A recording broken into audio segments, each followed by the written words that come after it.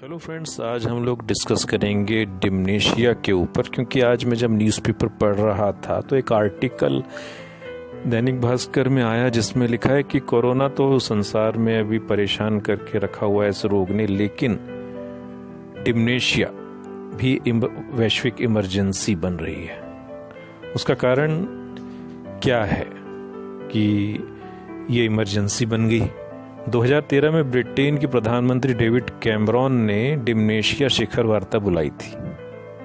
वार्ता में 2025 तक बीमारी के उपचार के लिए रिसर्च की खातिर पैसा देने का वचन दिया गया, लेकिन कैंसर, दिल की बीमारियों की तुलना में डिमनेशिया के लिए पैसा खर्च नहीं किया गया। आप जानते हैं कि ऐसा क्यों होता है? इस रोग के लिए ज़्यादा पैसा खर्च क्यों नहीं किया जाता? उसका कारण ये है कि ये बीमारी अधिकतर बुजुर्ग लोगों में होती है, और बुजुर्ग लोगों में ये बीमारी बुढ़ापे की बीमारी के रूप में ले ली जाती है कि भाई ये बुजुर्ग हो गए, अब तो भूलना इनका काम है और ये हर चीज़ में गलतियां करेंगे। लेकिन ऐसा नहीं है। आज हमारी सोसाइटी में बुजुर्ग लोगों का सम्मान होना अति आवश्यक है, क्योंकि ये अपने जीवन का, पूरे जीवन का अनुभव लिए हुए हैं, जो कि यंगस्टर्स के लिए फ्यूचर साबित हो सकता है। क्योंकि निर्णय ही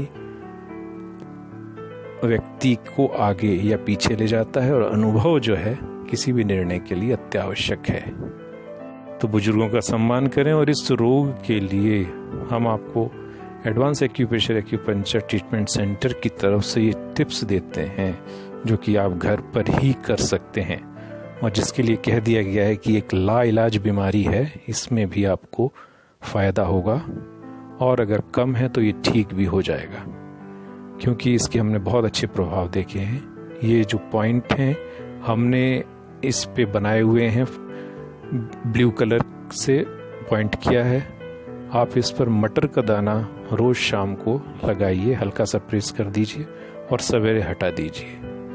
ये जो ND4, ND3 और ND3 पॉइंट हैं, ये जर्मनी के डॉक्टर रेनॉल्ड वोल ने रिसर्च करी थी, और ये टिश्यू मेरिडियन है, जो ब्रेन की जो 12 क्रीनियल नर्व हैं और जो सेरेब्रम है उसके टिश्यू डिजनरेशन को रोकता है और उसको फिर से पुनः निर्माण के लिए उपस्थित करता है। उसका कारण ये है कि एडवांस एक्यूप्रेशर एक्यूपंक्चर में ऐसी कोई बीमारी नहीं है जिसका इलाज नहीं है। उसका कारण यह है कि जो पंच तत्व हमारे शरीर को, हमारे ब्रह्मांड को चला रहे हैं, और पंच तत्व का बैलेंस करना ही एडवांस एक्यूप्रेशर एक्यूपंक्चर का प्रिंसिपल सिद्धांत है।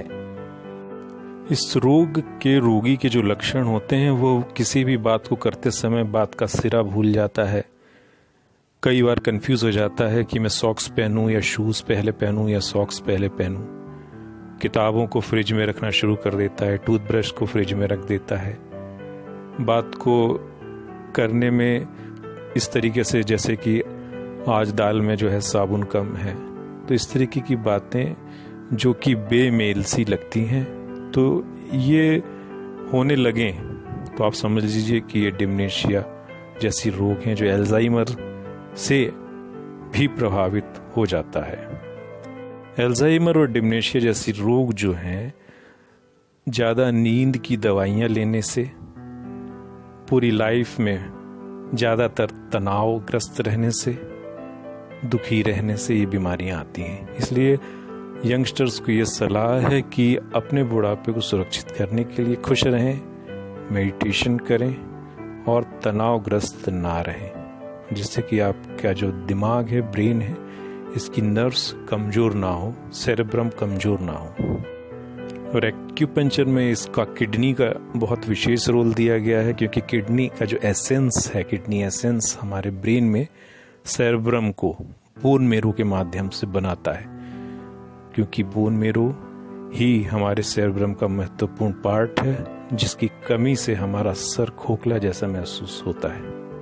तो किडनी एसेंस का ट्रीटमेंट अगर आप इसके साथ ऐड कर दें तो बहुत ही अच्छे रिजल्ट आते हैं, जो कि आप हमारे क्लिनिक पर आकर के ले सकते हैं। लेकिन ये 3 बिंदु आप घर पर इसको यूज़ कर सकते हैं।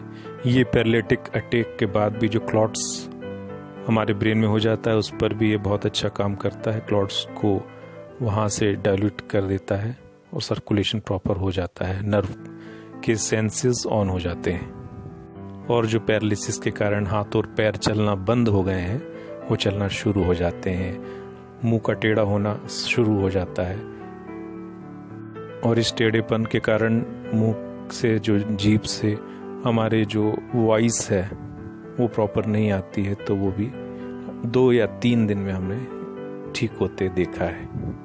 तो और रोगों के लिए भी दिमाग के आप इसका उपयोग अपने घर बैठे कर सकते हैं। धन्यवाद, फिर मिलेंगे एक नए केस के साथ। Thank you very much.